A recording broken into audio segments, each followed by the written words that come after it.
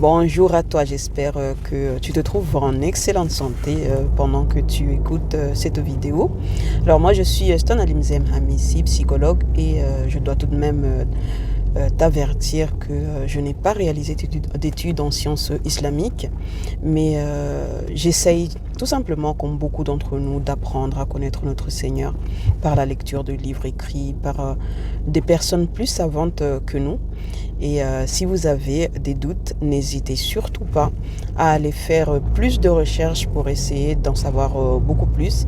Et n'hésitez surtout pas non plus à revenir vers moi pour me corriger, bien évidemment, dans la bienveillance. Alors, parce qu'on connaît Dieu et ses attributs, on prend conscience du protecteur qu'il est pour nous. Et cette prise de conscience peut nous aider petit à petit à regarder le monde sous un nouvel angle, en l'occurrence dans nos relations avec notre partenaire, nos enfants, nos collègues, et même dans notre relation avec nous-mêmes. Honnêtement, entre vous et moi, je pense sincèrement que c'est cette méconnaissance des noms et des attributs de notre Seigneur qui nous conduisent à avoir des pervers narcissiques, des parents ou des partenaires toxiques partout autour de nous. Et malheureusement, lorsque nous empruntons ce chemin, nous nous conduisons vers des dynamiques relationnelles catastrophiques. Dans cette vidéo, nous allons donc apprendre à connaître notre Seigneur par les noms de Al-Muqit et Al-Hakim, le très puissant et l'infiniment sage. Alors ces deux noms sont souvent mis ensemble pour mettre en évidence dans sa toute puissance, notre Seigneur est très sage. Il ne s'agit pas ici d'une puissance tyrannique ni de malfaisance, mais d'une puissance qui explique que c'est lui qui donne, c'est lui qui nourrit et de manière générale, c'est lui qui veille sur toute chose existante sur terre et dans l'univers. Et comme Dieu aime ses noms et ses attributs, il est logique qu'il désire que ses attributs se manifestent au sein de sa création. Et comme rien n'est fait au hasard, plus l'être humain apprendra à connaître notre Seigneur, plus il sera capable de l'aimer sincèrement et donc de pouvoir adopter son comportement à partir de ses attributs. On peut en effet remarquer que lorsqu'une personne est parent ou responsable dans une entreprise, elle tient une position naturellement puissante sur les personnes qui se trouvent sous sa responsabilité.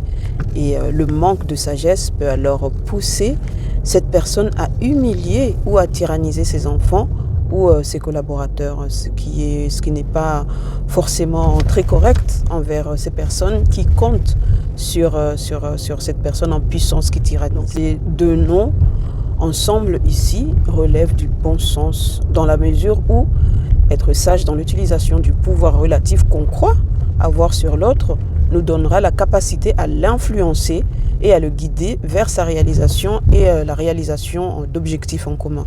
C'est ce que nous pourrions nommer communément avoir du leadership en réalité. Pour y arriver, cela implique des compétences en communication, en prise de décision et en motivation. Ces compétences viennent avec notre nature originelle en tant qu'être humain, la reconnaissance de l'autre en tant qu'être humain à part entière comme nous-mêmes. C'est cette nature qui nous donne la capacité d'avoir de la compassion envers les autres et envers nous-mêmes et qui nous permet également de gagner en sagesse, en arrivant à considérer chaque personne à sa juste valeur et donc en évitant l'injustice, nous deviendrons naturellement cette personne inspirante qui réussira à mobiliser toute l'attention de ses enfants ou de ses collaborateurs.